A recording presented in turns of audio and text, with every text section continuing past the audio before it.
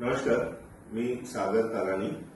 आकाश Khanna construction machines private limited ही company साताऱ्यामध्ये sand making machines manufacturing करते.